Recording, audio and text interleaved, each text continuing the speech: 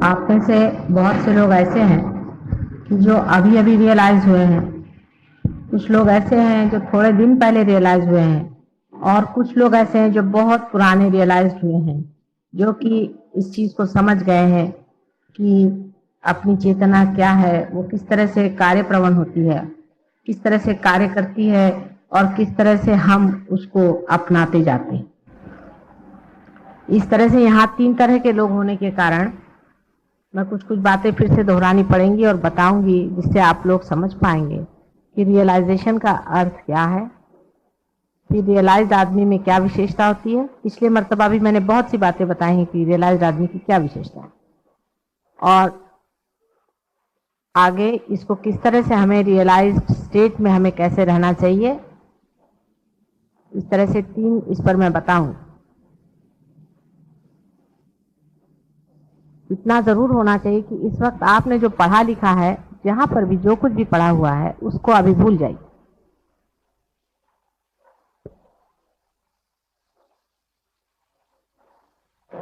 पहले तो प्रश्न यह है कि रियलाइजेशन का अर्थ क्या है।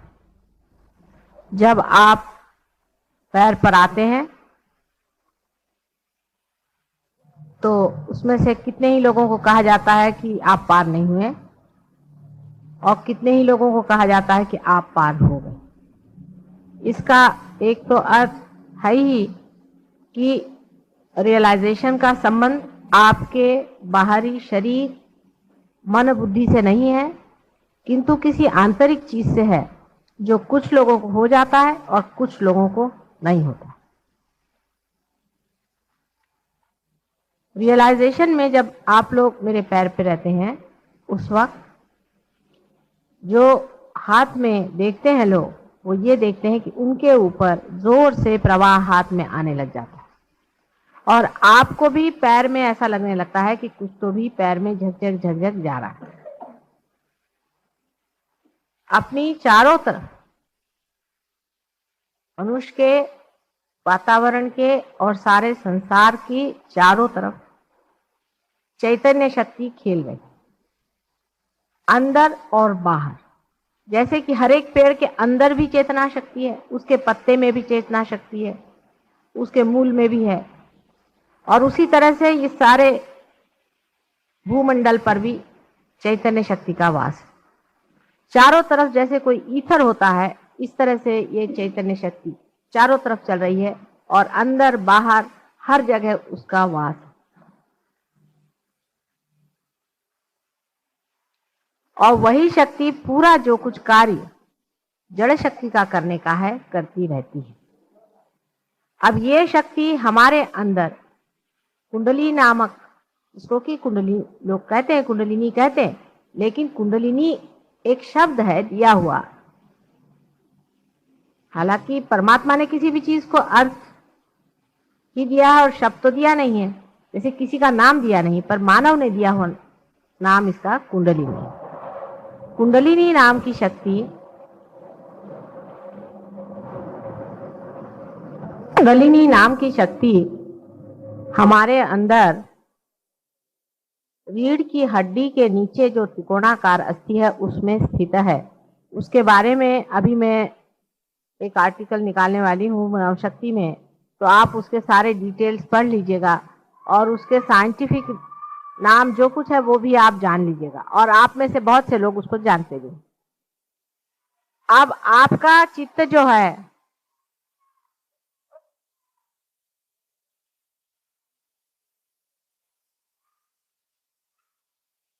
आपका जो चित्त है,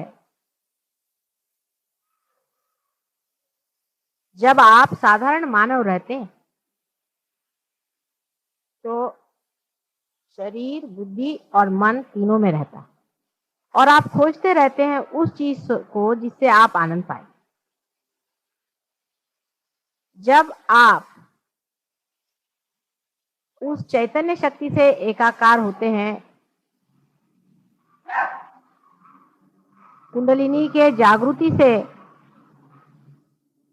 सहस्त्रार पे आपका चित्त आकर के उससे एकाकार होता है, तब आपका चित्त जो है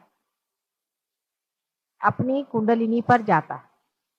और अपनी कुंडलिनी पे जाते ही आपका दूसरों के भी कुंडलिनी पे जाता है। यानी अभी तक आपका चित्त 3 जगह तक जा सकता था, अब एक चौथी जगह जाता है जो निराकार शक्ति है, और उसमें जाते ही आप विचारों से परे उठ करके और इस मन, बुद्धि और शरीर तीनों को देखने लगते हैं साक्षी स्वरूप होकर। आप जिन लोगों के हाथ में से झंझन झंझन ऐसे चैतन्य की लहरियां बह रही हैं, इन लहरियों को हम लोग इतने सहज में पा गए हैं कि हम जानते नहीं कि कितनी बड़ी चीज हमें मिल गई। पहला तो सबसे बड़ा जो प्रॉब्लम है वो कि इतनी बड़ी चीज इतने सहज में कैसे मिली। जैसे कि एक छोटी सी चीज समझ लीजिए कि मानव का जन्म हम लोग इतने सहज में पा लेते हैं कि हम ये जानते ही नहीं कि मानव जन्म पाना जन्म जन्मांतर की मेहनत के बाद बड़ी मुश्किल से मानव का जन्म होता, और उसका पुनर्जन्म तो बहुत ही जन्म जन्मांतर की मेहनत के बाद और खोज के बाद पुनर्जन्म होता। लेकिन वो इतने सहज में घटित हो रहा है कि उसकी कीमत हम लोग समझ नहीं पाते, और ये भी सोचते हैं कि इतने जल्दी कैसे हो। उसकी वजह ये थी कि आज तक आप सारी खोज बाहर कर रहे थे और चीज आप ही के साथ थी। जैसे कि आपके अंदर कोई हीरा बैठा हुआ है और आप सारे दुनिया में खोज रहे हैं और आपके यही हीरा गिरा हुआ है, और फौरन किसी ने बता दिया कि हीरा तो यही है, और आपको रास्ता भी बता दिया, आपने हीरे को पकड़ लिया। फिर आप ये थोड़ी कहेंगे कि अरे इतने जल्दी कैसे। आप तो यही कहेंगे कि अरे मैं यही था और मैं दुनिया भर में कहाँ खोजता फिर रहा। ये बात वास्तविक हो रही है। जब हमें सहज योग से ये दशा प्राप्त होती है तो वास्तविक में हमें इसकी प्राप्ति इतनी सहज में होती है कि हम समझ नहीं पाते कि कहां से कहां पहुंचे। या ये कहिए कि आधुनिक युग में जिस तरह से आप एकदम से चंद्रमा पे पहुंच जाते हैं, पता भी नहीं चलता। आप अगर चंद्रमा में एक क्षण में अगर पहुंच सके, ऐसी कोई व्यवस्था हो जाए तो आप हो सकता है कि आप ऐसे ही महसूस करेंगे कि हम ये कहां पहुंच गए, कैसे हो सकता है चंद्रमा में हम एक क्षण में कैसे। इसी तरह से ये घटना जो है इतनी सहज में होती है, इतने सहज में ये घटना होती है कि आपको ऐसा लगना स्वाभाविक। लेकिन कोई बात सहज में हो जाए और चाहे बहुत तकलीफ से हो जाए, याद वो रहती है जो तकलीफ से होती है और समझ में वो होती है जो तकलीफ से होती है। ये मानव का स्वभाव है, और मानव उसी में अपने को बड़ा धन्य समझता है जो वो किसी कर्तव्यगारी से पाता है। बाप ने अगर लाखों रुपए की भी उसको स्टेज दे दी तो उसकी वो विशेषता नहीं समझ, पर उसके कमाई से उसने अगर 2 रुपए भी मेहनत से कमाए तो उसको बड़ी भारी चीज समझता है कि मेरी कमाई। ये उसके अहंकार का लक्षण है, ये उसके अहंकार की तृप्ति है। लेकिन सहयोग में तो अहंकार ही जब टूटता है तब फिर अहंकार से कोई चीज पाने की तो बात ही नहीं। इसलिए अहंकार जो है वो अतृप्त रह करके इस तरह की शंकाएं अंदर उठाता है कि ऐसे सहज में क्यों। अब अपने रियलाइजेशन की जो तरीके और जो होता है, जैसे जैसे रीति से वो होता है, ये सब आप मुझसे बहुतों ने देखा। तो किताबों में अब हर एक किताब में एक नया तरीका पाएगा कि जब आत्म साक्षात्कार होता है तो ऐसे हो जाता है, वैसा हो जाता है, ये हो जाता है। अब इसमें से कितने लोग पार हैं और कितने नहीं है, एक परमात्मा ही जानता है। लेकिन आप में से जो लोग पार हुए हैं और धीरे धीरे आपने अपनी गति ऊपर की है, आप लोग जानते हैं कि आदमी जब पहले पार होता है तो सिर्फ उसका सहस्त्रार टूटता है और वो एकाकार होता है उस चैतन्य से। फिर इसके बाद तो भी वो यही रहता है और उसकी दृष्टि अपने और दूसरों के कुंडलिनी पे आ तो जाती है, लेकिन वाइब्रेशंस जो उसके अंदर आ रहे हैं वो कभी कभी एकदम रुक जाते हैं। और वो अगर अपने सर पे हाथ रखे तो देख लेगा उसके सर पे जहां पर कि बिल्कुल नरम हो गया था वहां फिर से कड़क हो जाता है, कैल्सिफिकेशन हो जाता है। तुमको ना कालच पार झाला था, अभी आप कल ही पार हुए थे और आपका कैल्सिफिकेशन। उसकी वजह क्या है? उसकी वजह यह है कि हमारे अंदर जो ईगो और सुपर ईगो है वो हट जरूर जाते हैं, हमारा चित्त बीचों बीच जरूर आ जाता है, लेकिन वो फिर से ग्रो करके और एक हो जाता है,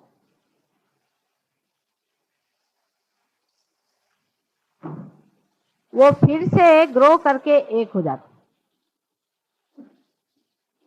और जब वो ग्रो करके एक हो जाते हैं तो फिर से कैल्सिफिकेशन हो जाता है और प्रवाह बंद हो जाता है, लेकिन आप तो भी कुंडलिनी समझ सकते हैं।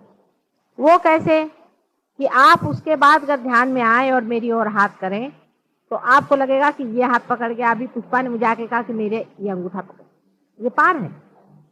क्योंकि वैसे जो लोग आदमी पार नहीं है, जो पार नहीं है, वो अगर मेरे और हाथ करके बैठे तो उनको कुछ भी नहीं लगेगा, लेकिन जो लोग पार हो गए उनको लगेगा कि माता जी देखो ये उंगली मेरी पकड़ गई है।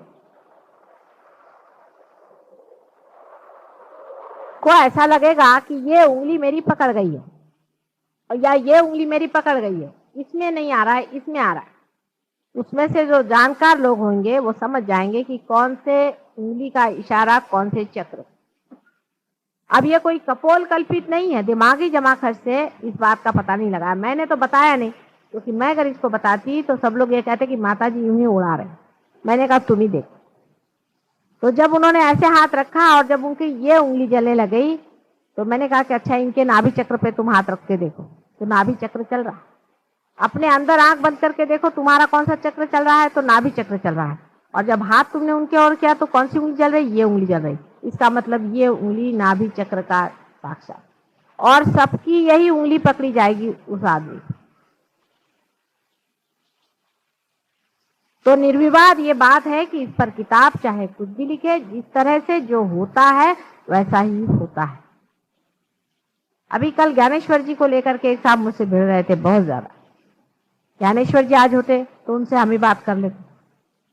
वो भी खोज रहे थे तरीका किस तरह से बात समझाने का, लेकिन उनको बन नहीं पड़ा। बहुत छोटी उम्र में उनकी मृत्यु हो गई। ऐसे बहुत से लोगों की अपमृत्यु होने के कारण भी बहुत कुछ गलत फहमियां संसार में फैली, और उन्होंने किताब लिख दी। ये दूसरी गलती कर दी जिस वजह से मैं किताब लिखने से बहुत डरती हूँ। किताब लिखते ही साथ लोग उसको रटना शुरू कर देंगे और उससे भी लोगों पर कंडीशनिंग हो जाए।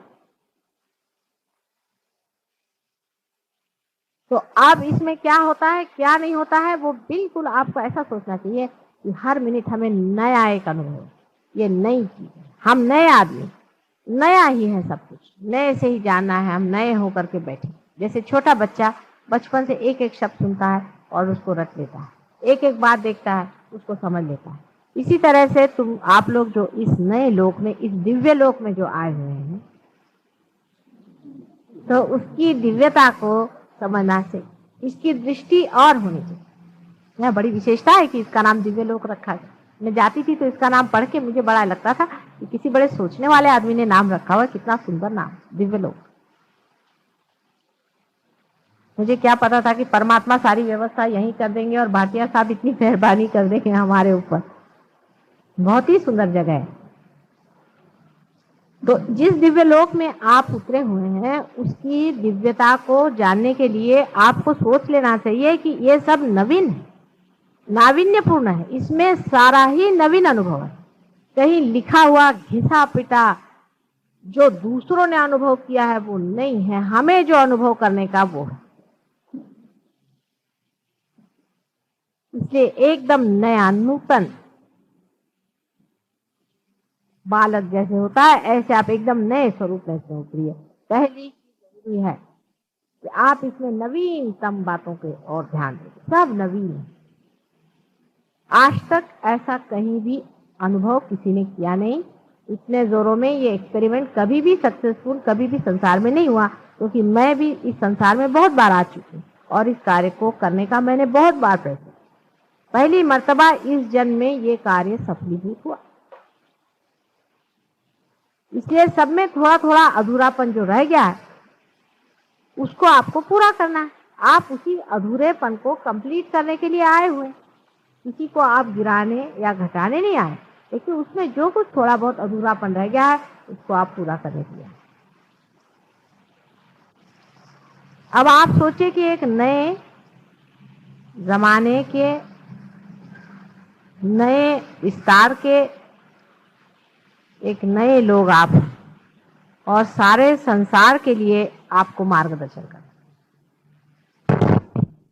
उसमें रियलाइज लोग एक छत के नीचे बैठ करके उस परम शक्ति को पा रहे हैं। कितनी बड़ी भारी शक्ति आपके अंदर से विशेष रूप से प्रवाहित है और लोगों के अंदर से नहीं है संसार, या आप जानते हैं। उसमें कोई आपको अब शंका नहीं रहेगी।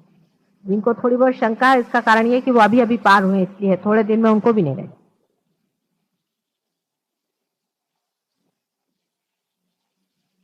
तब ये जरूरी हो जाता है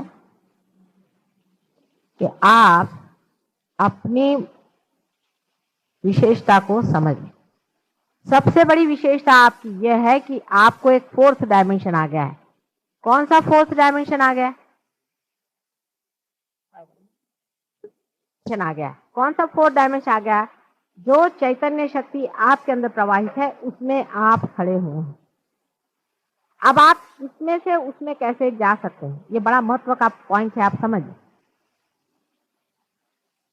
अब इसमें आप किस तरह से उसमें उतर सकते हैं, उसमें रह सकते हैं, स्थिर हो सकते हैं, ये बड़ा महत्व का पॉइंट। अब आप देखिए, अगर अपने चित्त की ओर, तो आप देखेंगे कि इसमें एक तरह का एक्सपेंशन होता है और ये ऐसे अंदर खिंचता भी है। अपने चित्त की ओर देखिए, अपने चित्त की ओर देखिए, ये ऐसा लगता है जैसे कहीं, जैसे किसी चीज पे जाता है और आप चाहे तो उसको हटा सकते, उसका एक्सपेंशन हो रहा है और उसको आप खींच भी सकते हैं। जैसे कि कोई गुब्बारा होता है, या इसको मराठी में फुगा कहते हैं, उसको आप फुगा दीजिए तो वो ऐसे जाएगा और फिर अंदर ही खींच। इसी तरह से आप अपने चित्त की ओर दृष्टि रखें। आपका चित्त जो है वो किसी भी चीज की ओर जा भी सकता है और वहां से लौट भी आ सकता है। ख्याल करें आप, देखिए हमारा चित्त किसी वस्तु मात्र पे गया। जैसे समझ लीजिए आपका चित्त है कि एक साड़ी पर, अब साड़ी पर गया और आप उससे अपना चित्त खींच सकते हैं। अपना चित्त आप जैसा भी चाहे उसे घटा सकते हैं, बढ़ा सकते हैं और उसको जहां तक चाहे उसको पहुंचा सकते हैं। पर आप पूरे समाये हुए बीच में, जैसे एक समुद्र हो, समुद्र में से पानी बढ़ता हुआ हर एक किनारे पर जाता और फिर खींचा, लेकिन वो बीचों बीच समुद्र का सारा उसका अपना वास्तव्य, जो वास्तव्य है, जो इजनेस है, जो होना है, वो अंदर है। और उसका जो रिएक्शन है वो अवेयरनेस है, चेतना। वो जाती है किसी चीज पे चित्त से और लौट आती है। इसी से आप डिटैचमेंट सीखें। किसी चीज से हम कहें आप डिटैच हो जाइए। अभी जैसे यहाँ वो गाड़ी आई, एक छोटी सी बात, उसमें से बदबू आ रही, पहले सबको बदबू आई, ठीक है, आप उस बदबू की ओर अपना चित्त ले जाइए तो बदबू आ रही है, और चित्त हटा लीजिए तो बदबू नहीं आ रही। डिटैच करने की शक्ति आपके अंदर आ गई। धीरे धीरे आप अपने चित्त पे प्रैक्टिस करें। आदमी है सब चीजों से, सब सर्वधर्म संपन्न से बैठा हुआ, उसके बीच में बैठा, सब चीजों की ओर देख रहा है, ये क्या है, ये क्या है, ये क्या है, ये भी है, ये भी है, लोग कहते हैं सब मेरा है। उसके ओर अपना चित्त डालिए, और जैसे उसके ओर आप चित्त डालेंगे आप जान जाइएगा कि मैं इससे चित्त भी हटा सकता। इसी में आपका चित्त इन्वॉल्व नहीं हो सकता। और अब जो भी आप उसके प्रति, जो भी आप प्रेम जोड़ेंगे या कुछ भी करेंगे, वो सिर्फ उसको चक्कर मार कर वापस आ जाएगा, लेकिन लिप्त नहीं होने। इसको समझ लो। पहले आप विचारों से किसी चीज को जब देखते थे तो आप, जैसे यहाँ से कोई चीज चलती है तो वो पूरी की पूरी चलती रहेगी और इसकी परिधि बनी रहेगी, वो अपने अंदर लिखती रहेगी। लेकिन अब यहाँ से जो छूटेगी गोल घूम करके फिर आपके तरफ आ जाएगी, यहाँ बीच में कुछ भी नहीं होगा, खाली होगा। कहीं वो उसको जकड़ेगा नहीं। ममत्व इस तरह से छूटता है हर एक शरीर मन बुद्धि का तो छूटता ही है, लेकिन और भी जितने कृत्रिम हमारे अंदर बहुत सारे, हम सिर्फ मानव हैं पहले और आखिर और हमेशा। ये जो सत्य है, ये सत्य भी इस तरह से छूटता है क्योंकि हमने अपना ममत्व जो है उसको तोड़। और ममत्व तोड़ने का तरीका ध्यान का यही है कि आप अपने चित्त को हर समय उसको बढ़ाएं, उसका मजा देखें। अब बढ़ गया, वहां तक गया और फिर आप उसको वापस ले। ये आपकी विशेष शक्ति आपको रियलाइजेशन के बाद में आई। अभी तक मैंने पहले बताया ही है बातें बहुत सारी, जो पहले इसमें मैंने आपको बताया था। उसके अलावा आप इस बात का ख्याल करें, जो डीपर मेडिटेशन में आपको जो करना है वो अपने चित्तवृत्ति का एक्सपेंशन और उसका खिंचाव। अब जब आप खिंचाव और एक्सपेंशन अपना करने लग जाएंगे तो आपको आश्चर्य होगा कि आपकी गहराई जो है वो बढ़ती है। एक ऐसा सोचिए कि गेहूं अगर खूब सारा आपने यहाँ फैला दिया, बहुत सारा गेहूं जिस आदमी ने फैला दिया उसका फैलाव ज्यादा होगा। फिर आपने गेहूं इकट्ठा करके उसको ऐसा बड़ा कर, उसकी ऊंचाई बढ़ गई कि नहीं बढ़ गई? तो उसी तरह से जब आपने सारा की सारा अपने को समेट लिया अपने चित्त को, तो देखिए अंदर की गहराई बढ़ी और ज्ञान आते गया। ज्ञान क्या आया कि हंसी आने लग गई कि अरे मैं इसमें लिपटा हुआ था, ये भी कोई निपटने की चीज है, ये भी कुछ है। माने ऐसा लगेगा कि कोई खास बात है ही, कोई ऐसी विषय संसार की ये बातें हैं। अपने यहाँ का एक लड़का है, पार हो गया था, वो इंटरव्यू में गया, जब लौट के आया तो मैंने कहा भाई हुआ कि नहीं हुआ? कहले मुझे लग ही नहीं रहा कि कुछ हुआ है कि नहीं हुआ, होगा तो होगा, नहीं होगा तो। बाद में सिलेक्शन होगा। तो वो जो बोर्ड वाले थे उन्होंने मुझे बताया कि साहब ये लड़का अजीब कमाल का, कि बिल्कुल डरा नहीं, कुछ नहीं आया, उससे बात कुछ, उसने साफ साफ बात कह दी, जो कुछ थी कह दी और चला गया, मैं डरा नहीं। ये कैसे क्या हो गया? मैंने कहा भाई देखिए, हमने कहा था ना कि वो रियलाइज है, आप देखिएगा उसको विशेष रूप से आप एग्जामिन करेगा कि क्या विशेषता है। वो कहा कि हमने उसमें यही बात देखी कि वो आया, उससे जो सवाल पूछा सीधे सीधे जवाब दे दिया, ना उसमें छल न कपट न कुछ नहीं, उसने साफ साफ बात कह दी कि ये बात है, ऐसी ऐसी बात है। और फिर इस तरह से खड़ा रहा, मानो लेना हो तो ले, उन्हें तो नहीं, परेशान में खड़े। ना तो उसने हमारा कोई किस तरह का कभी अपमान किया और नहीं कोई उसमें उसने बड़ाई ज्यादा हमारे पीछे में दुम हिलाते खड़ा रहे। चित्त भी ऐसा ही है, जब चित्त में विकृति रहती है, क्योंकि मनुष्य में दिव्यता तभी आती है जब वो पार हो जाता है। जब उसका चित्त हर जगह में उलझा रहता है तो उसके चित्त में विकृति आती है। समझ लीजिए कि जैसे कोई, ये आपने देखे होंगे बहुत से पेड़ों में से ऐसे जिसको टेंड्रिल्स कहते हैं वो निकलते हैं, खासकर जो कि चढ़ने वाले ये होती हैं बेलें, उनमें से ऐसे निकल करके वो इसको पकड़ लेती, फिर उसको पकड़ लेती, फिर उसको पकड़ लेती है, तब वो बेचारी धीरे धीरे धीरे धीरे ऊपर चढ़ती है। उसी तरह से जो मानव पार नहीं हुआ रहता है, वो भी कभी इसको पकड़ता है, उसको पकड़ता है, उसको पकड़ता है, इस तरह से वो अपने को खड़ा करता है किसी तरह से। कभी तो सोचता है कि अरे मेरे पास पोजीशन नहीं है तो मैं दुनिया में कैसे चलूंगा, अरे मेरे पास पैसा नहीं है तो मैं दुनिया में कैसे चलूंगा, अरे मेरे पास ये नहीं तो मैं दुनिया में कैसे चलूंगा। लेकिन जो पेड़ अपनी तना पे खड़ा हो जाता है वो स्वतंत्रता में अलग से खड़ा है। लेकिन यही बात आपके साथ भी हो रही, आप अपनी तना पे खड़े हैं ही, लेकिन भय के कारण आप अपने अंदर से टेंट्रिकल निकाल करके, टेंड्रिल्स निकाल करके इसको पकड़ रहे हैं, इसको पकड़ रहे हैं, इसको पकड़। जैसे आपको पता आप तना पे खड़े हैं, ये आपको दूसरी बात पता है। पहली तो ये कि चित्त का निरोध नहीं करने का, उसको रोकने का नहीं, चित्त कहीं उलझेगा ही नहीं। आप कोशिश करें तो चित्त कभी उलझेगा नहीं। एक डीप मेडिटेशन में आप प्रयत्न करें, कोई सा भी बड़ा सा प्रश्न आ जाए आप उसकी ओर देखें और देखते साथ आपको आश्चर्य होगा कि चित्त जाता है और लौट आता है, चित्त कहीं उलझ नहीं। फिर आप ये सोचें कि समझ लीजिए कोई बड़ी भारी दुखद घटना हो, तो आप ये सोचिए कि यहाँ दुखद घटना हुई, लेकिन संसार तो वैसे ही चल रहा है। दुख और सुख जो है वो एक हमारा दिमागी जमा खर्च। ऐसी कौन सी बात हो गई है जो हमें बड़ा दुखी बनाती है या हमें बड़ा सुखी बनाती है, या ऐसी कौन सी चीज है या अरुचि, किसी आदमी से हम नफरत करें और किसी से ऐसी कोई सी भी बात नहीं है जिसमें ये होना चाहिए। धीरे धीरे आपका चित्त का बढ़ना बहुत जोरों में प्रसारित होने लग जाता है और उसके बाद चित्त जब बिल्कुल सबल हो जाता है, बिल्कुल पूरी तरह से सबल हो जाता है, तब फिर जिसको कि हम लोग देखते हैं, उन्होंने भी देखा कि आपके हाथ वाथ जलते हैं, किसी को हाथ लगाने से हाथ जलते हैं, किसी को कुछ करने से पकड़ जाता है, शुरू शुरू में ऐसा होगा और उससे दूर रहना चाहिए। जहाँ तक हो सके एकदम आग भट्टी में मत डालिए। जब लड़की खाना बनाना सीखती है तो पहले एक छोटे से चूल्हे पर थोड़ा सा एक कपड़ा लगा करके धीरे धीरे, फिर उसके बाद जरा उसका हाथ जलना सीख लिया तो फिर वो बड़े चूल्हे पर काम करना शुरू करती है। उसमें भी वो पहले संती लेती है, फिर एक तवा लेती है, फिर उसके ऊपर में वो रोटी सेकती है। उसके बाद जब वो एक्सपर्ट हो जाती है तो हाथी से रोटी बना लेती है, चूल्हे में हाथ डाल करके भी वो ठीक से ऐसे ऐसे कर सकती। उसी तरह से शुरू में आप जिसको हम इविल भी कह रहे हैं, जिसको हम बुरा भी कह रहे हैं, वो भी गिरती। फिर जो इविल करके जो चीज है वो आप जहाँ खड़े होंगे वो खुद ही भाग खड़ी हो जाएगी, वहां रहेगी, कुछ आप पे असर ही नहीं आने वाला उस चीज। ये दशा जब आ जाएगी तब फिर माँ का प्रोटेक्शन की क्या जरूरत है, आप खुद ही बड़े हो जाएंगे। तब फिर आपको किसी का पकड़ेगा नहीं, किसी का कुछ नहीं, कोई कहीं पर भी कुछ हो आप जाइएगा, आप देखिएगा कुछ नहीं, जो जहाँ पहुंचे वहीं सब भाग रहे हैं, वहाँ खुद ही वो टिकने नहीं वाले। इतनी समर्थता जिस दिन आ जाए उस दिन ये प्रश्न हमेशा के लिए टूट जाए। लेकिन जैसा मैंने उसके लिए कहा था कि उसके दो ही तरीके हैं, एक तो अंदर का मेडिटेशन और एक बाहर का देना।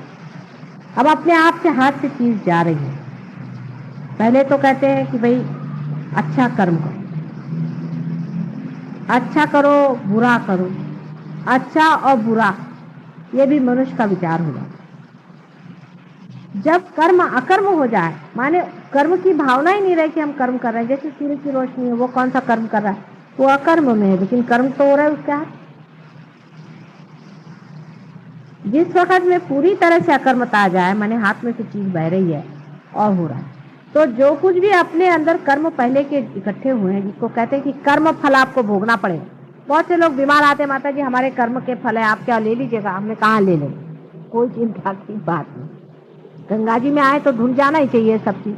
तो अगर आपके कर्मों के फल, आपके हाथ पैर अगर दुख रहे हैं या कुछ आपको बीमारी हो गई, कुछ तकलीफ हो गई, तो ऐसी कोई बात नहीं, वो तो हम ले ही सकते। लेकिन आपके कर्म शरीर से उठ करके मन में चलेंगे। अब मन में के कर्म कैसे निकलेंगे, वो तो यहाँ से भाग खड़े होंगे माता जी की वजह से, चाहे शरीर ठीक हो, लेकिन अब मन के अंदर वो कर्म बैठे हुए हैं। आप पार भी हो गए तो भी अब ये गंदगी निकलेगी क्या? इसलिए यही कर्म जब आप करते रहेंगे तो अकर्म में ये सब बह जाए, और जितना आप इस जन्म में कर डालेंगे उतना ही कर्म खत्म हो जाएगा।